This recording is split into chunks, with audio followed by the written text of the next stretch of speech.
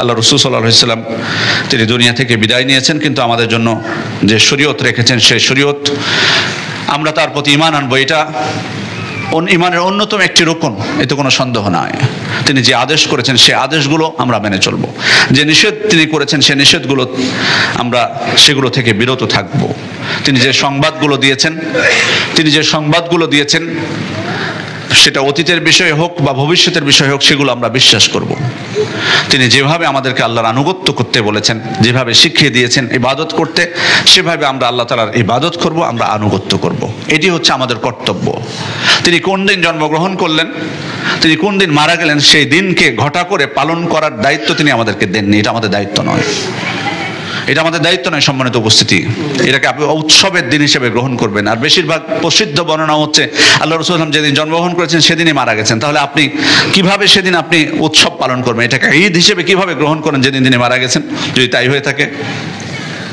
মুসলিমদের জন্য সম্মানিত উপস্থিতি, মারাত্মক কিছু কথা আমরা বলে থাকি যেটা এতটাই শরীয়ত বিরোধী যে সকল উৎসবের নাকি বড় উৎসব হচ্ছে এটা ঈদে মিলাদুন নবী, নাউযুবিল্লাহ মিন যালিক। যেখানে আল্লাহ রাসূল সাল্লাল্লাহু আলাইহি ওয়াসাল্লাম স্পষ্ট মদিনায় এসে বলে দিলেন, ইন্নাল্লাহা ক্বাদ আবদালাকুম বিহিমা খায়রাম মিনহুমা, আল্লাহ তাআলা তোমাদের জন্য দুইটা দিন নির্ধারণ করে দিয়েছেন উৎসবের।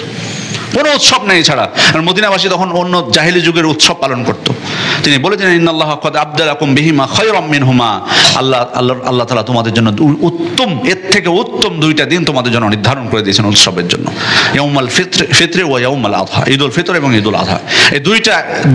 এই দুইটাই হচ্ছে আমাদের উৎসব, এর বাইরে আমাদের কোনো উৎসব নেই।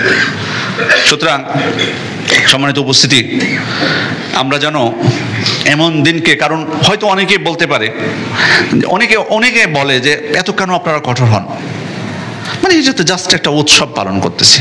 সম্মানিত উপস্থিতি, উৎসবটাও যেহেতু আল্লাহ রাসূল সাল্লাল্লাহু আলাইহি ওয়াসাল্লামের বক্তব্য থেকে আমরা বুঝেছি যে এটা আল্লাহ তাআলার পক্ষ থেকে নির্ধারিত হতে হবে, তাই তৃতীয় চতুর্থ কোনো উৎসব আমাদের তৈরি করার কোনো সুযোগ আমাদের নেই। এটা আমাদের অধিকার নয়, কারণ এটা আল্লাহ তাআলার অধিকার। এটা কোন দিন আমরা উৎসব পালন করব, কোন দিনকে ইবাদতের দিন হিসেবে গ্রহণ করব, সেটা আল্লাহ তাআলার অধিকার, আল্লাহ রাসূল সাল্লাল্লাহু আলাইহি ওয়াসাল্লামের অধিকার। এটা আমার আপনার অধিকার না। এই জন্য এটা অত্যন্ত গুরুত্বপূর্ণ বিষয়।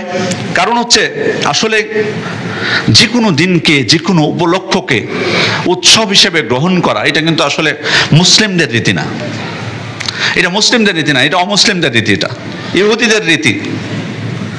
এটা যে কোনো দিনকে, মানে একটা ছোট্ট একটা উপলক্ষ হলো, সেটাকে উৎসবের দিন হিসেবে গ্রহণ করে ফেললাম। ওই রীতিটাই আপনি খেয়াল করবেন যে মুসলিমরা ওই দিকে গেছে বিভিন্ন কিছু উপলক্ষে, বদর দিবস, উহুদ দিবস, অমুক দিবস, এই দিবস, আর আমাদের দেশীয় দিবস তো আছেই। মানে এমন কোনো দিন পাবেন না যে সেখানে দিবস নাই এখানে। কিন্তু এই দিবস বানানো, এটা কিন্তু আসলে ইহুদিদের রীতি।